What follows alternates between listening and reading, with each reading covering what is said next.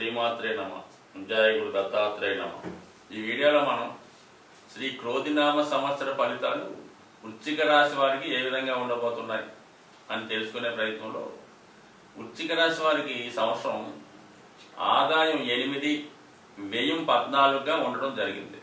So దాన్ని బట్టి ఈ సంవత్సరం వీళ్ళు ఫైనాన్స్ ఆర్థిక పరిస్థితిని జాగ్రత్తగా ప్లాన్ చేసుకోకపోతే అదనంగా బడ్జెట్ పెరిగి రుణాలు పెరిగే అవకాశం ఉంది.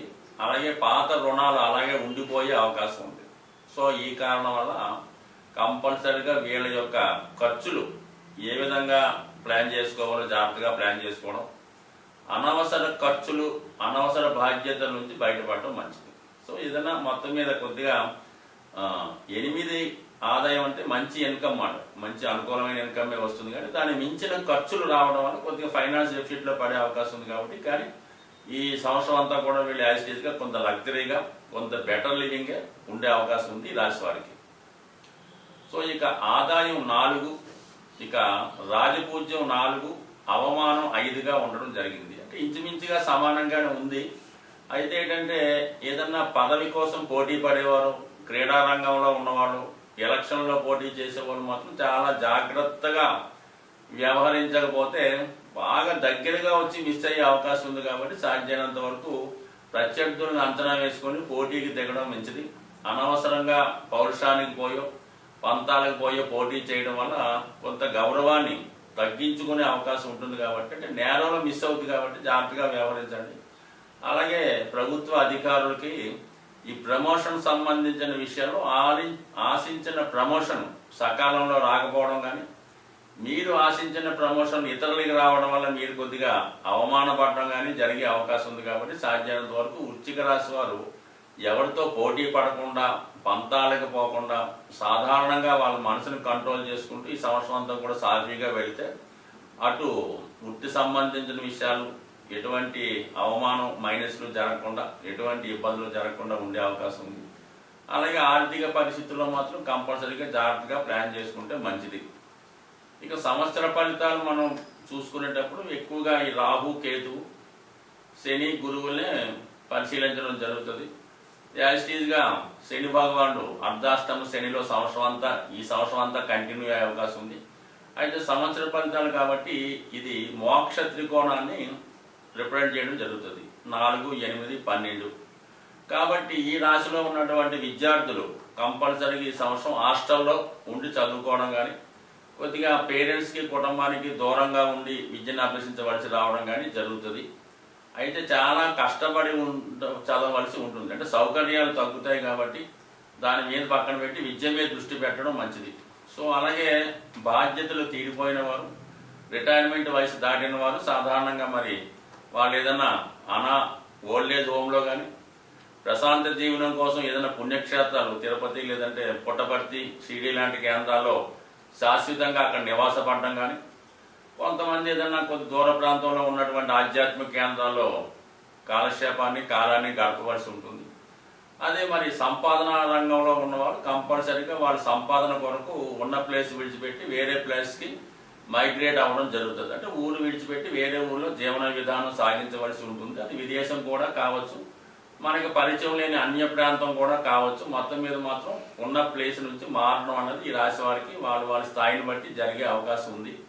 ఆధ్యాత్మిక రంగంలో ఉన్నవాళ్ళు చాలా ప్రశాంతమైన జీవితం, అంటే కోరికలు తగ్గించుకొని ఎటువంటి వ్యామోహాలు లేకుండా, దేని మీద కోరికలు లేకుండా ఉన్న వనరులతో తృప్తి పడే వారికి మాత్రం చాలా హ్యాపీగా సంతోషంగా ఉండే అవకాశం ఉంది.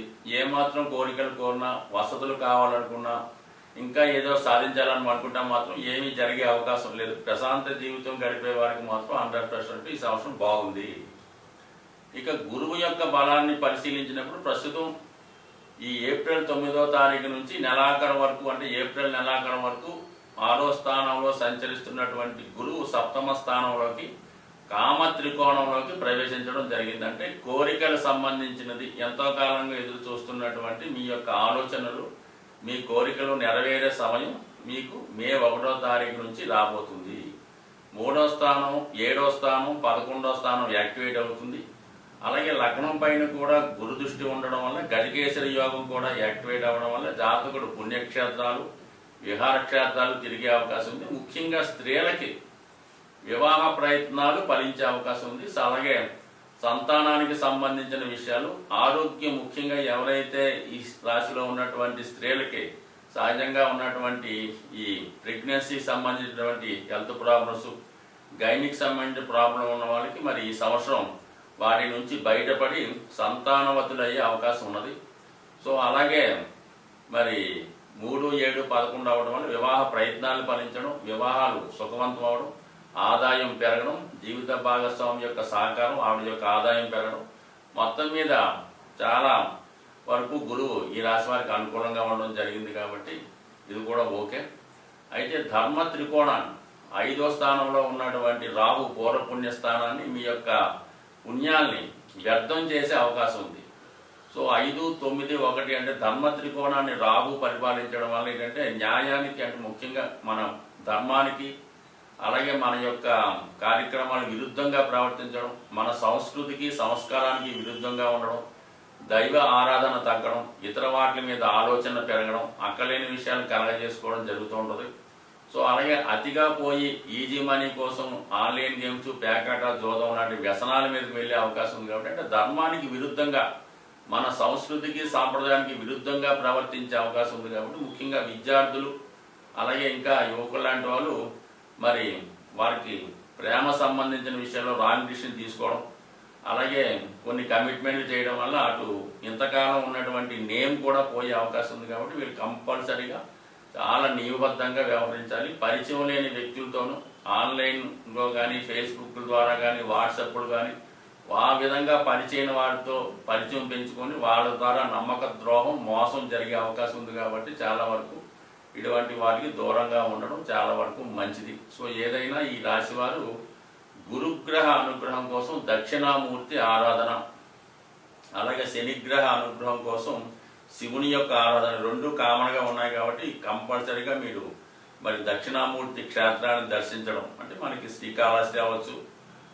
అలాగే ఏదైనా శివాలయాన్ని దర్శించి మీరు అక్కడ విధి విధానంగా అభిషేకాన్ని తిలకించడం ద్వారా మీ యొక్క పుణ్య ఫలితం క్రియేట్ అయ్యే అవకాశం ఉంటుంది. కాబట్టి జాగ్రత్తగా ఈ అవకాశాన్ని జాగ్రత్తగా ఉపయోగించుకొని ఎక్కువగా దైవ మార్గంలో ఈ వృశ్చిక రాశి వారు కంపల్సరీగా ప్రయాణిస్తారు. ఎందుకంటే గురువు లగ్నాన్ని, రాశిని చూడడం వల్ల మంచి మార్గంలో మంచి వారితో కలిసి, మంచి వారి స్నేహంతో మీ యొక్క మంచి అలవాటుతో ముందుకెళ్తారని ఆశిస్తూ స్వస్తి. శ్రీమాత్రే నమః.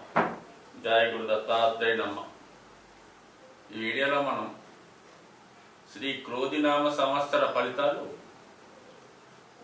ధనుసు రాశి వారికి ఏ విధంగా ఉండబోతున్నాయో తెలుసుకునే ప్రయత్నం చేద్దాం. ధనుసు రాశి వారికి మరి ఈ ఉగాది నాడు ఆదాయ వ్యయాలు, రాజపూజ్యం, అవమానాలు ఏ విధంగా ఉన్నాయి, వీళ్ళు ఈ సంవత్సర బడ్జెట్ని ఏ విధంగా ప్లాన్ చేసుకోవాలి అన్న విషయాన్ని మనం ఈ వీడియోలో తెలుసుకునే ప్రయత్నం చేద్దాం. ముఖ్యంగా ధనుసు రాశి వారికి ఈ సంవత్సరం ఆదాయం 11, వ్యయం 5గా ఉండడం జరిగింది. సో ఈ కారణం వల్ల ఈ రాశి వారికి మరి బడ్జెట్ మిగులులో ఉండడం జరుగుతుంది. కాబట్టి కంపల్సరీగా ఈ సంవత్సరం వీళ్ళు సేవింగ్స్ పెంచుకునే అవకాశం ఉంది. అలాగే కొత్తగా ఇన్వెస్ట్మెంట్ చేసే కార్యక్రమాలు కూడా ఈ సంవత్సరం ప్రారంభించుకుంటే వాళ్ళ యొక్క ఫైనాన్స్ ప్లానింగ్ కరెక్ట్గా వెళ్ళే అవకాశం ఉంది. అంటే ఇంచుమించుగా వాళ్ళ యొక్క సంపాదనలో 50% పైగా మిగిలే అవకాశం ఉంది. కాబట్టి మనం జాగ్రత్తగా దాన్ని సద్వినియోగం పెంచుకుంటే వీళ్ళ యొక్క ఆదాయం పెరుగుతుంది, తద్వారా వాళ్ళ జీవన విధానం పెరిగే అవకాశం ఉంది. అలాగే రాజపూజ్యం 7, అవమానం 5. సో ఇది కూడా మీ జాతకులకి అనుకూలంగానే ఉండడం జరిగింది. అంటే మరి ఎక్కడికి వెళ్ళినా సరే మంచి గౌరవం, గుర్తింపు రావడం జరుగుతుంది. సాధారణంగా మరి ధనుసు రాశి వారికి గౌరవమే కోరుకుంటారు. ధనానికన్నా వీళ్ళకి చక్కగా గౌరవిస్తే చాలా హ్యాపీ ఫీల్ అవుతుంటారు. ముఖ్యంగా ఇది ఎన్నికల్లో పోటీ చేస్తున్న వారికి కానీ, ఏదన్నా పదవి ఆశిస్తున్న వారికి కంపల్సరీగా విజయ అవకాశాలు చాలా ఎక్కువగా ఉన్నాయి. సో అలాగే ప్రభుత్వ అధికారులకి వాళ్ళకి ప్రమోషన్ రావడం, రాజకీయ నాయకులకి వారు కోరుకున్నటువంటి పార్టీలో సీటు రావడం, తద్వారా విజయావకాశాలు కూడా అనుకూలంగా ఉన్నాయి. దానికి తగిన ఆదాయం కూడా ఉంది. కాబట్టి మరి ఈ సంవత్సరం ఈ రాశి వారు ఎంతో కాలంగా ఎదురు చూస్తున్నటువంటి వాళ్ళ యొక్క జీవిత ఆశయాన్ని నెరవేర్చుకునే అవకాశం ఉంది. సో ఏదన్నా గౌరవం, గుర్తింపు, దాంతోపాటు ధనం కూడా వచ్చే అవకాశం ఉంది. కాబట్టి మొత్తం మీద ఈ రాశి వారికి ఈ సంవత్సరం అంతా కూడా మరి ఆర్థిక పరంగా బాగుంటుంది, గౌరవప్రదంగా ఉంటుంది. తద్వారా గతంలో చేసిన రుణాలు మరి ఇప్పుడు తీర్చుకొని రుణాల నుంచి బయటపడే సూచనలు కూడా మరి వాళ్ళు జాగ్రత్తగా ప్లాన్ చేసుకుంటే ఉండే అవకాశం ఉంది. సో ఏదైనా ఈ రాశి వారికి ఫైనాన్స్ బడ్జెట్ ఓకే. ఇక గురుగ్రహ ప్రభావం మాత్రం ఈ రాశి వారికి 9వ తారీఖు ఏప్రిల్ నుండి 30వ తారీఖు ఏప్రిల్ వరకు పంచమ స్థానంలో ఉన్నటువంటి గురువు 6వ స్థానంలోకి మారడం జరుగుతూ ఉంటుంది. ఒక విధంగా 6 అన్నది ఈ రాశి వారికి మరి అర్ధ త్రికోణం, అంటే వీళ్ళ యొక్క ఉద్యోగ విషయాలు, ఆర్థిక విషయాలు, ఆర్థిక సంబంధించిన విషయాలు, కుటుంబ వ్యవహారాలు, అలాగే పదవి సంబంధించినవి, ఇవన్నీ కూడా 2, 6, 10 స్థానాలు యాక్టివేట్ అవ్వడం జరుగుతుంది. ముఖ్యంగా కుటుంబ విషయాల మీద శ్రద్ధ పెడతారు. కుటుంబ అవసరాలకు తగినటువంటి సదుపాయాలు, సౌకర్యాలు, ఆర్థిక వనరులు సమకూర్చే అవకాశం ఉంది. కుటుంబంలో సంఖ్య కూడా పెరిగే అవకాశం ఉంది. దానివల్ల మీ కుటుంబంలో సంతానం ఎవరికైనా కలగడం కానీ, కొత్తగా వివాహం జరిగి వారి కోడలు కానీ, అల్లుడు కానీ మీ కుటుంబంలో రావడం కానీ జరిగే అవకాశం ఉంది. అలాగే కుటుంబ విషయాల్లో శుభకార్యాలు కూడా జరిగే అవకాశాలు ఉంటాయి. ఇంకా 6వ భావం అనేది ఉద్యోగంలో చాలా నైపుణ్యంగా ఉంటారు. అలాగే చాలా నిజాయితీగా వ్యవహరిస్తారు, విలువలు పాటిస్తూ ఉంటారు.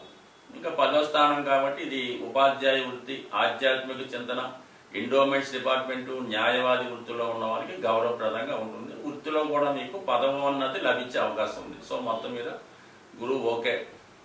ఇంకా శని భగవానుడు 3వ స్థానంలో ఉన్నాడు, అంటే కామ త్రికోణంలో ఉన్నాడు. కాబట్టి కోరికలకు సంబంధించిన అభివృద్ధి 3, 7, 11 100% ఈ రాశిలో ఉన్నటువంటి స్త్రీలకి అటు వివాహ అవకాశాలు, అలాగే ఉద్యోగ అవకాశాలు కూడా వచ్చే అవకాశం ఉంది. అలాగే ఏంటంటే ఏదైనా విషయాన్ని మాత్రం శని అంత సులభంగా ఇవ్వడం, మీరు ప్రయత్నం చేసే కొద్దీ అది మీకు ఎంతవరకు దానికి అర్హత ఉందో చూసే మాత్రం ఇవ్వడం జరుగుతుంది తప్ప చాలా వరకు మరి మీరు కోరుకున్న వెంటనే ఇచ్చే అవకాశం లేదు. ఒక పదవి కానీ, లేదంటే ఒక వివాహ సంబంధం కానీ, లేదంటే ఎవరితోనైనా కలిసి మీరు ఏదైనా వ్యాపారం చేద్దాం అనుకున్నా, వాళ్ళతో కలిసి సహజీవనం చేద్దాం అనుకున్నా, సో లేదా ఏదైనా ఎఫ్ఐఆర్ పెట్టుకుందామన్నా కూడా మీకు అంత తొందరగా వచ్చే అవకాశం లేదు.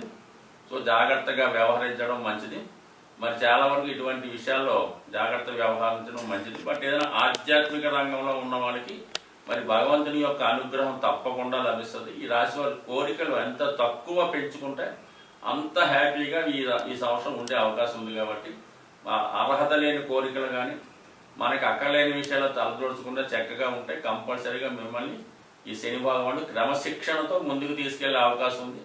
ఇది రాజకీయ రంగంలో ఉన్న వాళ్ళకి కూడా ప్రజల సహకారంతో మరి అలాగే మాస్ యొక్క ఫాలోయింగ్ ఎక్కువ ఉండే అవకాశం ఉంది. కాబట్టి మరి రాజకీయ నాయకులకి విజయ అవకాశాలు కూడా పుష్కలంగా ఉన్నాయి. మొత్తం మీద గురువు మరి మోక్ష త్రికోణాన్ని, గురువు అర్ధ త్రికోణాన్ని, శని భగవానుడు కామ త్రికోణాన్ని పరిపాలిస్తుంటే రాహు మోక్ష త్రికోణాన్ని పరిపాలిస్తున్నాడు. అంటే 4వ స్థానంలో ఉన్నటువంటి రాహు 4, 8, 12 భావాలు యాక్టివేట్ చేయడం జరుగుతూ ఉంటుంది. సో ఈ కారణం వల్ల జాతకుడు మరి కొద్దిగా అన్య ప్రదేశాల్లో జీవించడం, అలాగే ఫారెన్ కల్చర్కి అలవాటు పడటం, అలాగే కొన్ని ఆధ్యాత్మిక కేంద్రాల ముసుగులో వ్యవహరిస్తున్నటువంటి కొన్ని అనాచార కార్యక్రమాల్లో పాల్గొనడం లాంటివి కూడా జరిగే అవకాశం ఉంది. బయటికి జాగ్రత్తగా కనబడుతూ తన యొక్క ఆలోచన సరళి జీవన విధానంలో వేరే ఆలోచనలు వచ్చే అవకాశం ఉంటుంది. కాబట్టి సాధ్యమైనంత వరకు జాతకుడు వ్యసనాల జోలికి, విపరీత కోరికల జోలికి వెళ్లకుండా మంచిది. సాధ్యమైనంత వరకు ధనుసు రాశి వారి కార్యక్రమాల్లో పాల్గొనరు. కానీ మరి రాహు 4వ స్థానంలో ఉండడం తప్పనిసరిగా గృహాన్ని విడిచి వేరే ప్రాంతానికి వెళ్ళవలసి ఉంటుంది. సాధారణంగా విదేశీ అవకాశాలు కానీ, ఏదైనా ఆధ్యాత్మిక కేంద్రాలు కానీ, సో ఏదైనా ప్రకృతి ఆశ్రమాలు లాంటివి చేరే అవకాశం ఉంది. కాబట్టి అక్కడ ఎటువంటి అనాచార కార్యక్రమాలు లేకుండా జాగ్రత్తగా చూసుకోండి.